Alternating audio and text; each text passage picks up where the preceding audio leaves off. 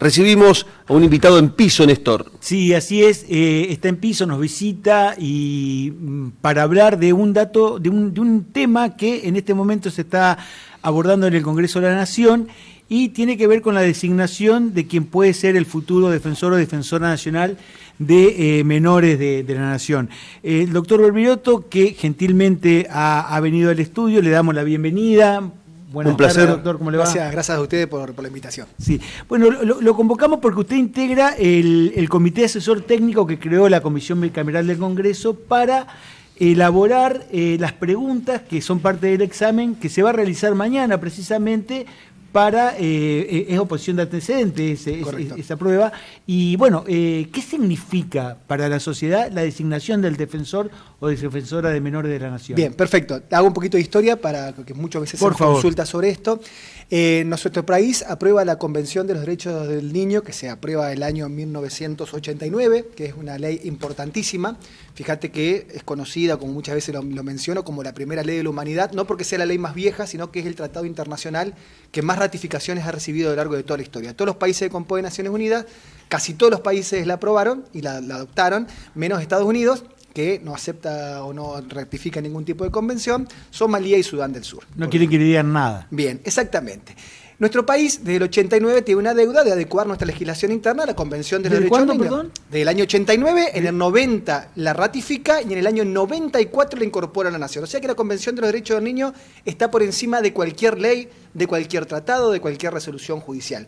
Y cuando una norma existe y cualquier otra norma es contraria a esa convención, por ejemplo, cualquier juez o jueza de oficio, sin que nadie se lo pida, debe declarar la inconstitucionalidad. Por eso, a los oyentes o las oyentes, cuando nos escuchan esta cuestión, se declaró la inconstitucionalidad de una norma, significa que una norma, una sentencia, una ley, una ordenanza es contraria a ese instrumento. Por lo tanto, no puede ser aplicable, claro, directamente. Y los jueces son quienes pueden hacer esa declaración de inconstitucionalidad.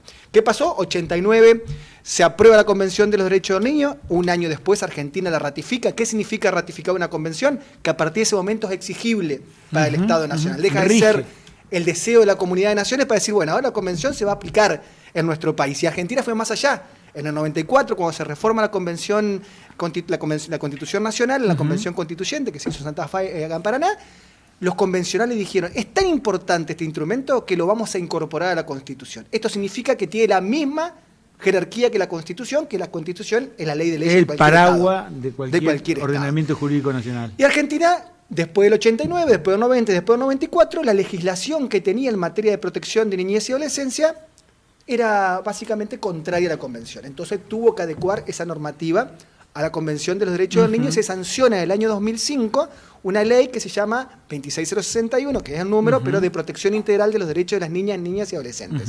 Donde esa ley, básicamente, excepto lo penal, regula todas las situaciones de protección que le corresponden a un niño desde que nace o de antes de nacer todavía, hasta la que tiene 18 años de edad, que tiene que ver con la identidad, con la educación, con la familia, con la discapacidad, con el embarazo adolescente, con un montón de cuestiones, todos los problemas que atañerían que tiene que ver a con un niño o un niño adolescente desde antes del nacimiento hasta que cumple los 18 años, hasta los 18 años de edad. La mayoría, alcanzan la mayoría de edad. En esa ley no solamente se sanciona eso, sino que dice, tenemos que tener un funcionario del Estado que garantice estos derechos. Y ahí se crea la figura, en esa ley del 2005, del defensor, el nombre es defensor de los derechos de niñas y adolescentes, pero es defensor o defensora de los derechos de la niñez y la adolescencia en este caso. ¿Y quiénes han ocupado ese cargo de 2005? De 2005 hasta 2020 nadie. Ah, nadie. Porque era discusiones, cómo se iba a implementar, quién lo iba a hacer, cómo se iba a hacer, hasta que se fue diseñando que dependía del Congreso de la Nación. Al depender del Congreso de la Nación se hace una comisión bicameral. Una comisión bicameral es que está compuesto por miembros de ambas cámaras. Claro. O sea que es una comisión compuesta por senadores y diputados, ¿no? De la Nación. Esos senadores y diputados de la Nación son quienes deben hacer, luego de un procedimiento que se va diseñando, quién van a ser el postulante que ellos proponen para que sea el defensor o defensora de los derechos de niñez y adolescencia. Todo este proceso llegó hasta 2020, que en 2020 por primera vez se reúne esa comisión bicameral y nombra a Marisa Graham. Es decir, la primer defensora o defensora fue una mujer que era Marisa Graham, Que asumió en 2020. que asumió en el 2020 con todo este tema de la pandemia, creo que un poquito antes del 2020, fecha exacta no sabría decirte, pero antes o después de la pandemia, pero en el 2020 asumió con toda la problemática que tiene. Esa figura es importantísima porque actúa de oficio. Actuar de oficio significa sin que nadie se lo pide. Claro, y no claro. actúa únicamente, que si bien puede hacerlo individual, sino que actúa en el colectivo. Por ejemplo, por una comunidad de pueblos originarios de Chaco, por decirte una cuestión, o del norte argentino, o del sur, ante la vulneración de su derecho a la educación, por decirle. Che, no es únicamente que tiene su sede en Cava y actúa en Cava, más allá que muchas veces ha sido la función que no ha salido más de ese lado, o ha sido una cuestión meramente estadística. Pero tiene también la posibilidad de proponer políticas públicas, no son vinculantes, por supuesto, pero ir al Congreso de la Nación todos los años a dar un informe y a proponer, incidir en el presupuesto, pelear por el presupuesto de la niñez y la adolescencia, justamente en un periodo como el actual, que es sumamente importante. Por eso la necesidad de que esa persona que se elija, sea defensor o defensora, pelee y tenga independencia política para ir contra quien tiene que hacer para que se respete un presupuesto donde tenemos casi 60% de los niños y niñas pobres en nuestro país y por debajo de la línea de indigencia en muchos casos. Entonces, fíjate la importancia que tiene este cargo. ¿Qué hay de novedoso desde ahora hasta la fecha? Es que la comisión bicameral consideró, bueno, esto es una temática muy específica, tenemos que elegir un perfil muy adecuado, en principio, más allá de lo político, porque esta la decisión termina siendo política, porque la va a decidir la política, el Congreso de la Nación. Sí. Dijo, sería necesario nombrar un consejo técnico asesor, ¿no? Compuesto por 10 consejeros. Por supuesto que estos cargos son ad honorem, de especialistas en la temática que nos asesoren. ¿Para cuáles deberían ser las preguntas? ¿Qué es lo que debería saber un defensor o una defensora? ¿Cuál debería ser ese perfil de ese defensor o defensora? ¿Cómo deberíamos evaluar los antecedentes? ¿Antecedentes únicamente académicos? ¿Antecedentes del territorio? ¿Cuáles son las mayores responsabilidades que tienen que tenerlo? Y ahí intervenimos nosotros. Es una decisión que jerarquiza el cargo, que le da solidez, que le da transparencia y fortaleza institucional. Totalmente. No solamente a mí no me preocupa, yo lo dije en el Congreso también, esto el 1 de julio, tanto el perfil técnico, sinceramente. En la cuestión, por supuesto que tiene que saber un montón de normativas. Sin duda, sí. Pero en estos cargos se necesita una personalidad con una sensibilidad muy especial y un compromiso muy especial y un conocimiento del territorio y principalmente que sea federal. A esto me refiero. Lo federal es importantísimo. No una visión porteñocéntrica, lo que pasa acá y la general para de acá, bueno, vemos qué sucede.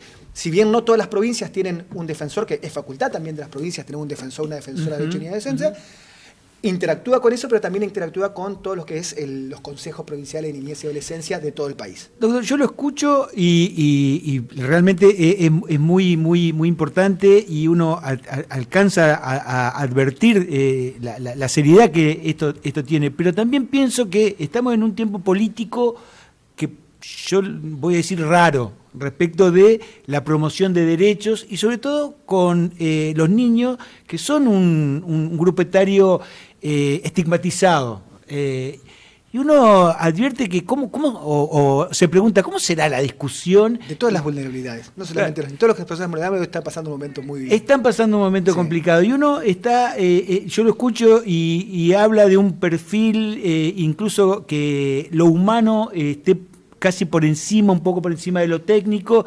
Y advierto como que allí debe haber una puja respecto de esa temática, ¿no? Sí, hay una puja que va a ser política. Por eso nosotros cuando reunimos con los consejeros, por suerte los consejeros, todos de un perfil técnico muy alto, todos reconocidos a nivel nacional, que eso le da tranquilidad y cuando nos reunimos, ahora tenemos una reunión a las 5 de la tarde, cada vez que nos reunimos, y mi preocupación era el tema de la cuestión política. Sí, bueno, esto no vengan a poner... No. Y lo principal, porque veíamos y analizábamos la discusión política que se estaba viendo entre senadores y diputados sobre el perfil que era más político, y decidimos no meternos en ninguna cuestión que tenga que ver con lo ideológico, las preguntas, los exámenes, para que no se quede por esto, por otro lado, sino que sea desde lo técnico en esta cuestión. A ver, ¿quién va a decidir? Va a ser la política. Nuestra función es no vinculante. Nosotros hacemos... Cada uno hizo un bloque fíjate la transparencia, te explico esto para que quede a cargo. Sí, por favor. Somos 10 consejeros, consejeras.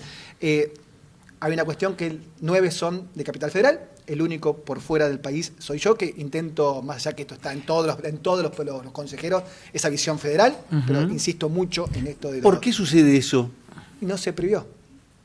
No se previó de esa forma. Es decir, no estoy discutiendo la capacidad técnica. No. Sí, consejero nada más. No. Simplemente que no se contempló que haya representación territorial. Que debería, de mi punto, quizás el primer consejo asesor.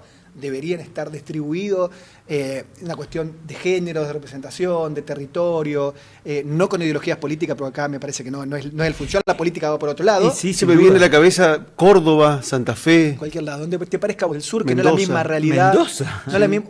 Salta. Norte El profundo, norte nuestro, con sí. la comunidad de pueblos originarios, de los niños que, si bien, fíjate en la ciudad, la cantidad de vulneración de derechos que Con tiene la las niñas y realidad adolescentes, sociopolítica. otra claro. cuestión que está en el medio del impenetrable, digo el impenetrable, no quiero sonar estigmatizante, No, suena pero con uno- esto, pero para dar realidad al oyente de esta circunstancia, hay una realidad distinta que quizás puede pensar en un caso práctico de cómo resolverlo, más allá que lo hemos planteado todas estas realidades, y salir, vuelvo a decirte, de esta cuestión que tenemos todo de una... ¿Hay una batalla cultural allí en esa disputa de en el Consejo no, posicionamiento? pero sé que en la política sí.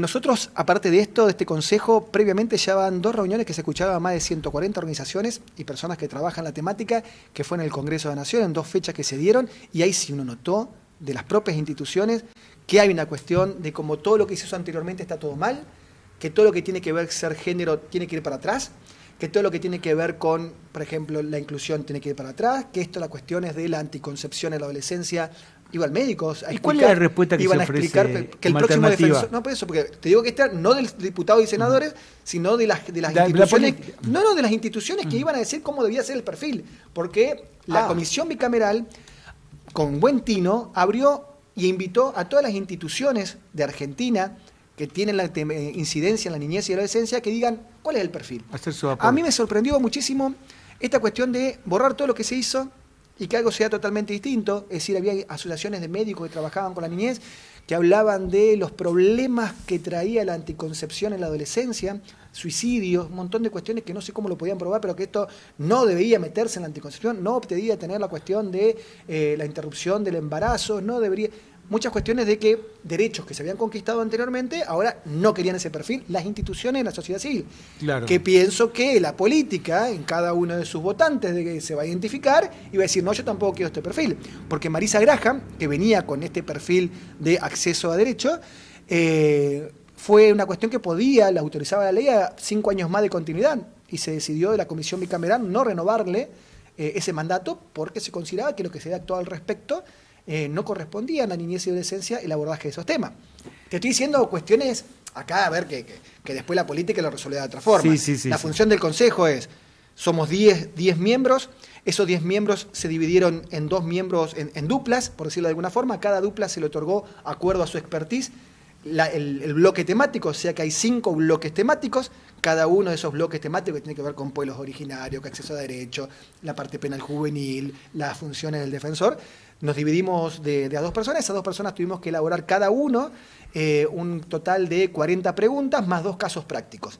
Esos, únicamente el contenido y respuesta lo conocía esa dupla, no conocía el resto de las preguntas y respuestas del resto de los compañeros que trabajamos en la temática. Se entregó el viernes pasado en sobre cerrado ante la escribana del Congreso de la Nación, que nos recibió a cada dupla las preguntas y las selló y las labró directamente con un sello de inviolabilidad que la mantiene ella hasta el día del examen, o sea que ningún diputado, diputada, senador o senadora conoce el contenido de las preguntas. El día de hoy, a la tarde, se juntan última hora para que no haya trascendencia de las preguntas y continúa el día de mañana antes del examen, a abrir esos sobres en presencia de la escribana y a sortear las preguntas. ¿Quién va a tener el contenido de cada uno de los sobres, que sacará un total de 10 a 14 preguntas de cada uno de esos sobres? Únicamente es la escribana. O sea que eso le da una transparencia de que ningún postulante, que son 240 de todo el país, 240 postulantes de todo el país, sepa las respuestas o no. Pasa esa etapa, los que pasan esa etapa se evalúan los antecedentes, con mucho énfasis en la territorialidad y haber ejercido estas temáticas y tener conocimiento, no solamente lo técnico, vuelvo a repetir. Y si es por radio, si se escucha el silencio, es el mate que estoy tomando, no si se escucha el silencio, ¿qué pasó? Para contarle a la gente.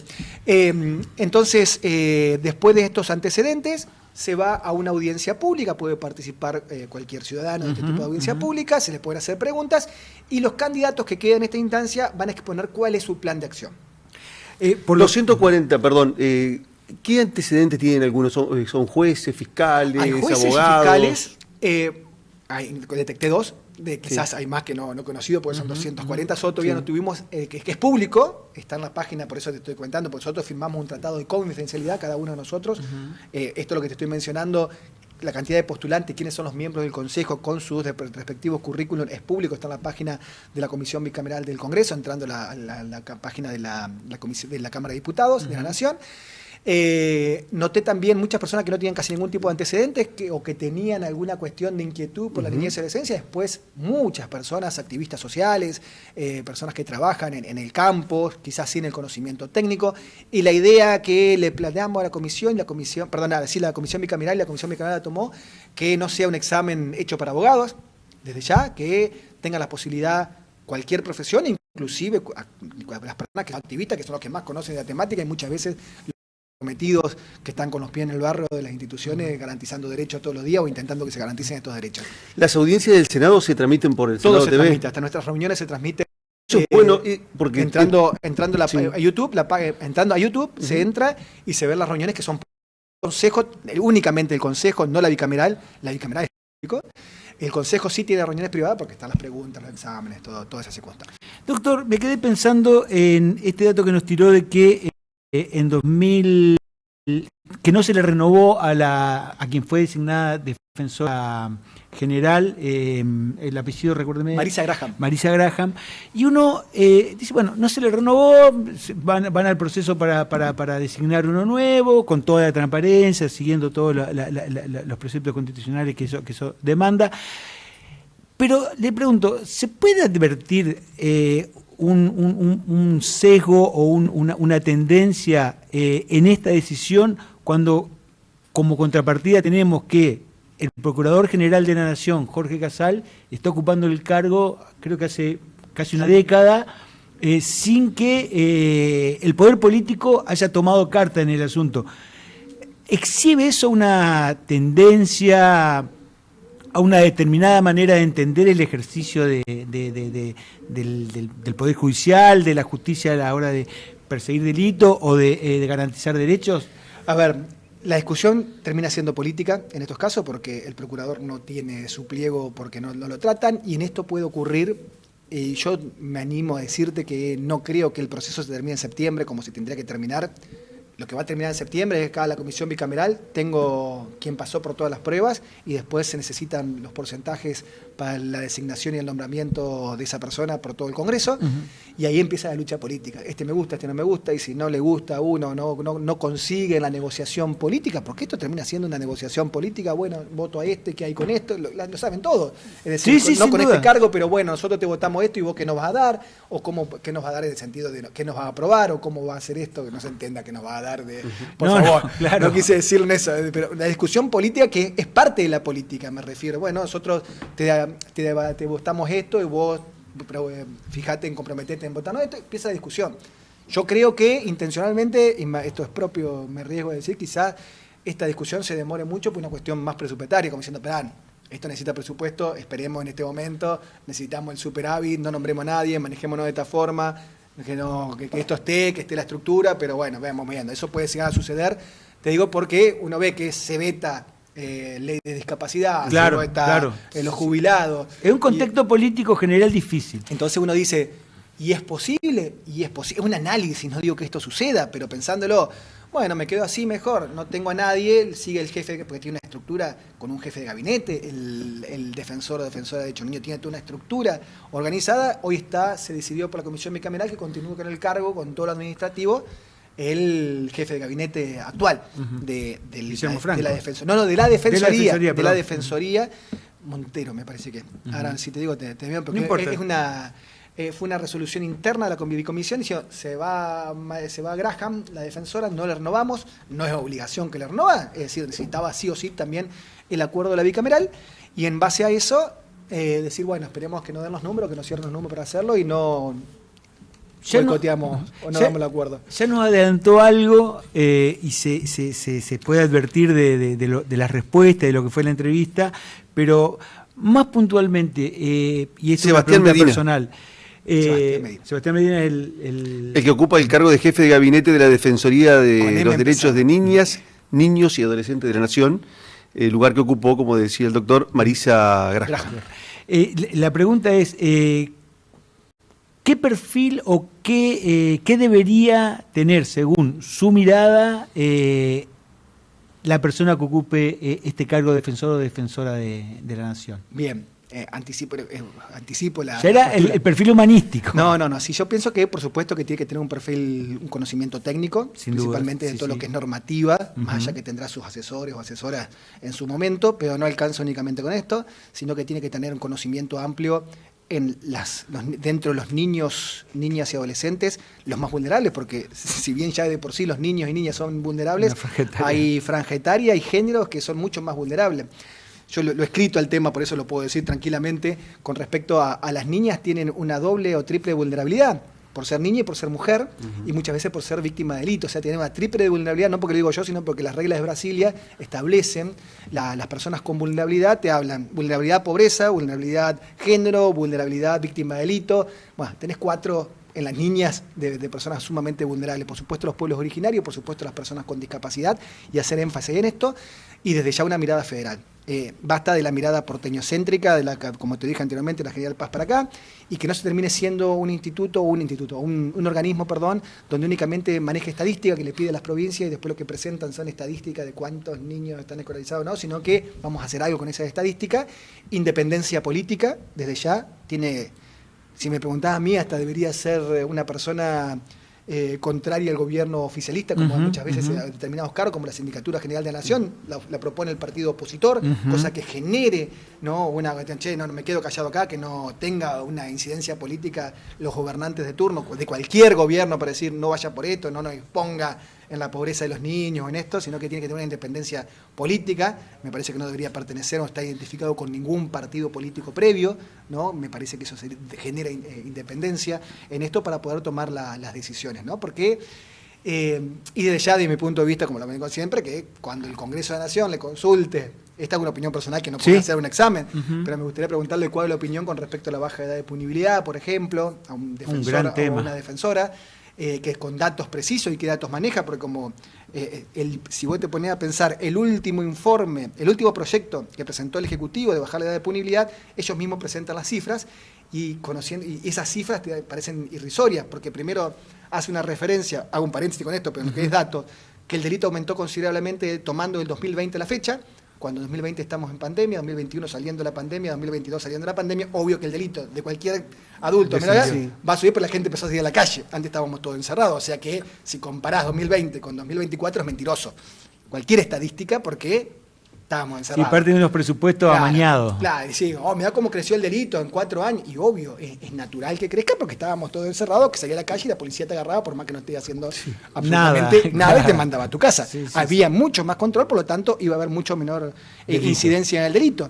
Conocer que el 53% de los delitos se cometen en provincia de Buenos Aires, el 43,5% en Ciudad Autónoma de Buenos Aires, y el 0,5% en el resto del país. Estadística que presentó el propio gobierno. Claro, no desmenuzadas, claro. No las desmenuzamos. Después nosotros desmenuzamos y fuimos los links que citaba, y esos informes te daban esos datos. Nunca se dijo esto pero es parte del proyecto que presentó en las citas que hace. Si uno va a esas citas, saca esta cuestión. Que el delito no es federal, sino que es un delito, más allá que existe, y por supuesto que hay que dar una respuesta, hay que atender a las víctimas.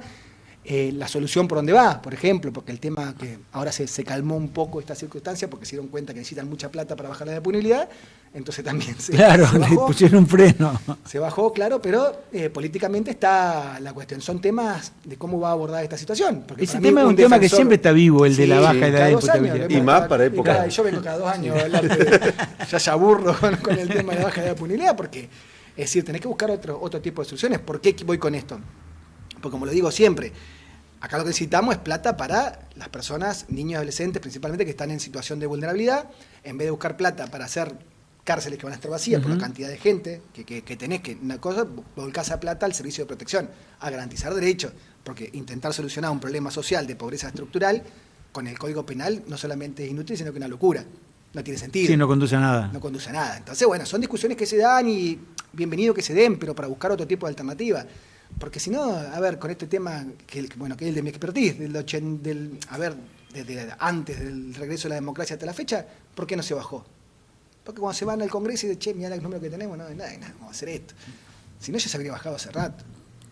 Doctor, muchísimas gracias por haber venido. Por favor. Un gusto, como siempre, escucharlo. Dale. Y tan didáctico para no solamente nosotros, sino también los oyentes entender la realidad de temas tan sensibles que muchas veces desde los medios nos bombardean con baja edad de imputabilidad o hablan de gastos cuando en realidad son inversiones que hay que hacer.